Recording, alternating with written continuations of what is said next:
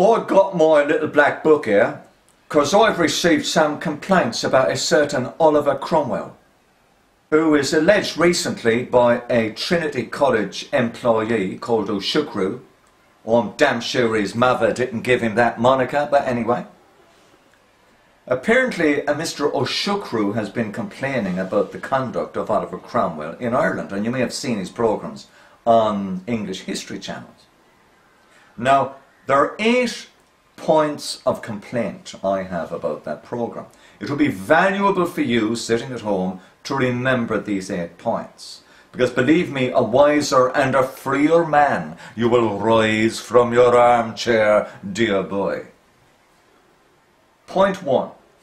These barbarous wretches. These barbarous wretches, their hands imbued with so much innocent blood.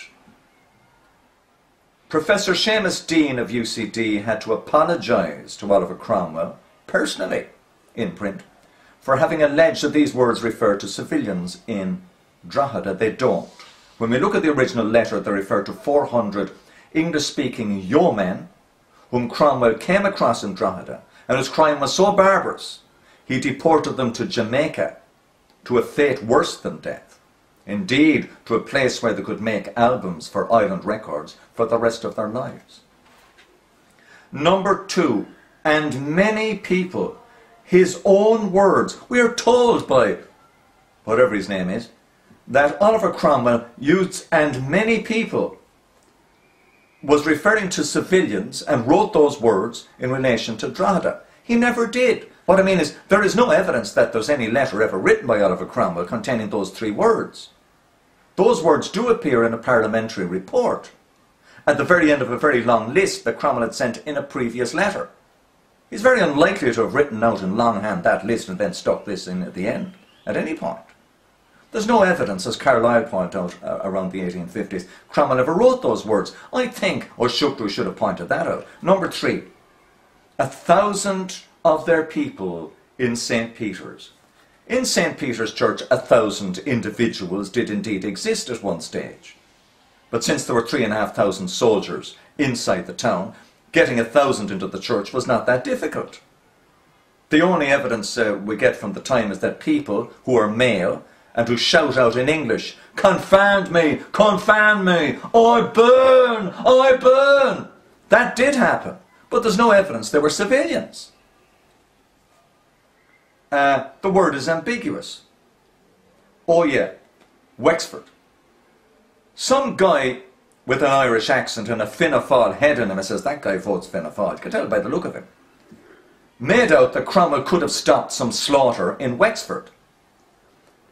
And he says, well, let's face it, he could have ordered his men to go easy on the old salad dressing when they were inside. Now, I have 3 points to make. 1, when Cromwell heard that 800 of his men were inside in the city, it was 3 o'clock in the morning and there were already 800 men 15 minutes late inside the city. Number 2, there was no electric street lighting in Wexford in those days, or at least it was pretty meagre. How were his men supposed to do anything other than fire blindly when they were blocked in the main street with cannon firing at them down the main street and muskets firing at them from windows around? They could have been slaughtered the same as in Clonmel. Number 3, his officers had no mobile phones.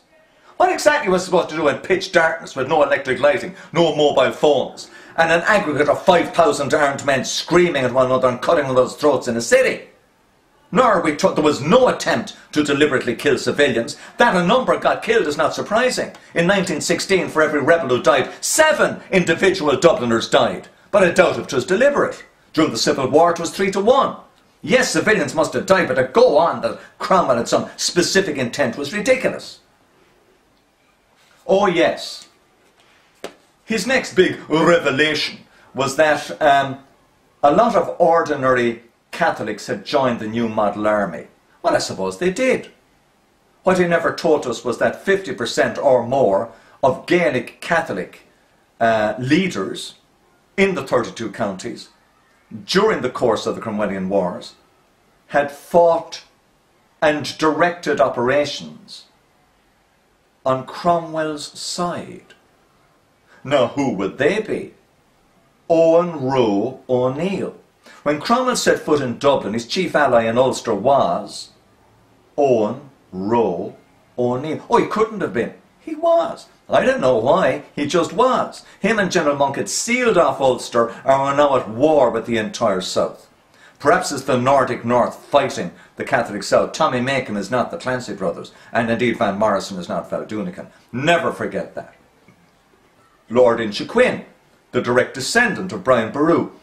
Muirchachichin, Murray the Burner as he was called, who slaughtered the entire population of Cashel. A Gaelic Catholic chieftain slaughtered the entire population of Cashel. He also fought on Cromwell's side for several years. So don't give me this rubbish about that only the foot soldiers joined.